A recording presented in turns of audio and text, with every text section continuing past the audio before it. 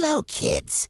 Today we learn English, alphabets, with things name.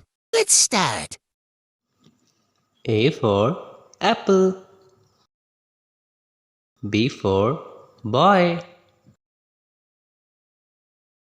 C for cake. D for duck.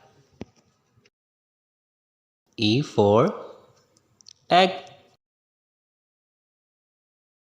F for fruits. G for girl. H for house.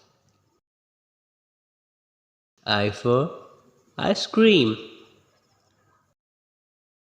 J for joker. K for kite. L for lamp. M for moon. N for nest.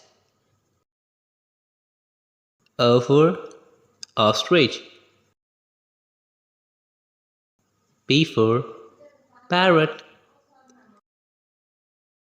Q for queen. R for robot. S for snake. T for tomato. U for umbrella. V for violin. W for watch. X for xylophone. Y for yacht. Z for zebra.